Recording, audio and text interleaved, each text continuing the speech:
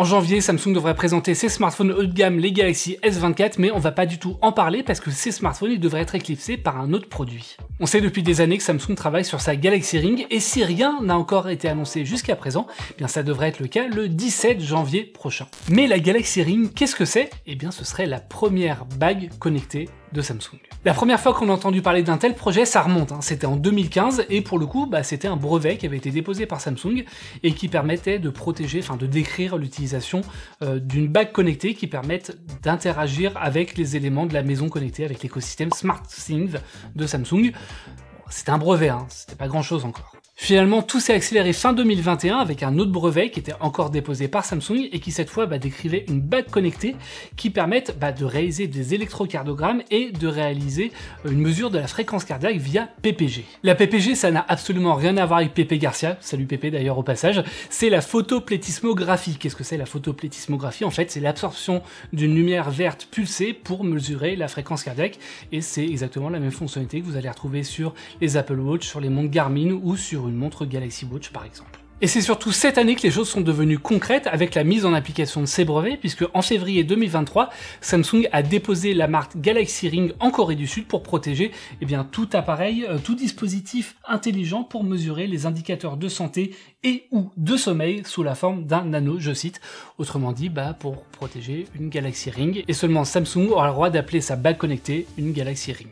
Ensuite, pendant l'été, on a appris que tous les voyants étaient au vert du côté de Samsung pour une mise en production directement à partir du mois d'août. Et en septembre, on a pu découvrir pas mal d'indices dans le code source de l'application Galaxy Wearables. Cette application, en fait, il n'y a pas de secret, c'est l'application qui est déjà utilisée par Samsung pour gérer les écouteurs Galaxy Buds ou les montres Galaxy Watch, et logiquement, ça devrait être aussi l'application qui va servir pour interagir avec la Galaxy Ring. C'est le site 9to5 Google qui, dans le code source, a pu voir le nom Galaxy Ring apparaître en clair et surtout, voir une icône d'un anneau. Voilà, un anneau Galaxy Ring. Le lien il est vite fait. Bon, maintenant qu'on en est là dans la vidéo, vous vous demandez peut-être, mais Geoffroy, à quoi ça sert une bague connectée, don de Dieu? Eh ben on va voir ça ensemble.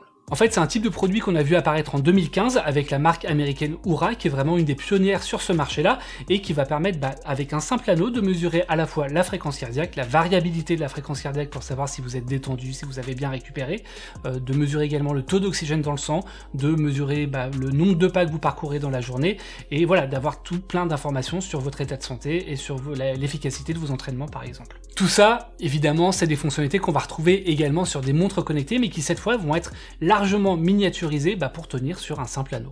L'idée avec ces bagues, c'est qu'elles vont s'adresser aux personnes qui ne veulent pas porter de montre connectée parce que ça les gêne d'avoir une montre, qui sont pas à l'aise avec une montre au poignet, ça peut se comprendre, et surtout aux personnes qui veulent quand même suivre leur état de santé pendant la nuit, si jamais ils veulent pas porter de montre pendant la nuit encore une fois, ou simplement parce que leur montre elle est en train de recharger pendant la nuit. Donc du coup on va avoir les mêmes données que sur une montre connectée, mais beaucoup plus miniaturisées, et surtout beaucoup plus sobre, puisqu'on va pas avoir d'écran, on va pas avoir d'interface, donc il y a un côté un peu sobriété tech quelque part avec ce type de produit là.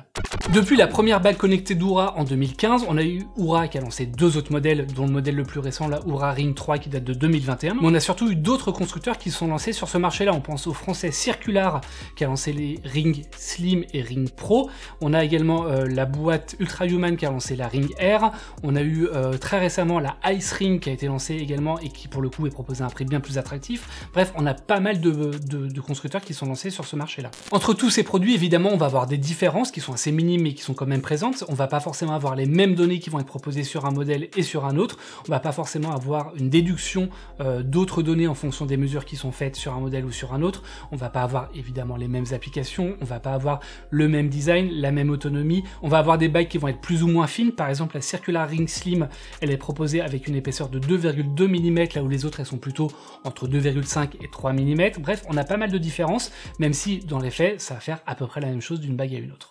Une autre différence, ça va se situer au niveau du modèle économique. Généralement, ces bagues-là, elles sont proposées autour de 300 € et parfois avec en plus un abonnement mensuel qui va être nécessaire dans le cas des bagues Oura par exemple. Et si on prend la Ice Ring, pour le coup, c'est là où elle va se démarquer des autres, c'est que elle est proposée à 199 € et en plus, elle propose pas d'abonnement, donc il n'y a pas besoin de payer tous les mois pour l'utiliser. Pour le coup, on sait pas encore comment Samsung va se positionner sur ce marché-là avec la Galaxy Ring, mais il y a une chose qui est à peu près sûre, c'est qu'avec sa force de frappe, le géant coréen, normalement, devrait faire péter complètement complètement les bacs connectés et les sortir complètement de leur niche. Jusqu'à présent, si je vous dis Oura, Ultra Human, Icewatch ou d'autres marques comme ça, ou Circular, vous connaissez pas forcément si vous n'êtes pas hyper intéressé par ce secteur-là. Là où Samsung devrait faire très très fort, c'est que c'est le premier gros constructeur de tech généraliste qui devrait se lancer sur ce marché-là, et normalement, si Samsung s'y met, on peut être à peu près sûr que d'autres vont suivre. On pense à Xiaomi, on pense à Huawei, on pense à Oppo. On serait absolument pas étonné que eux, dans les années à venir, lancent aussi leur bac connecté.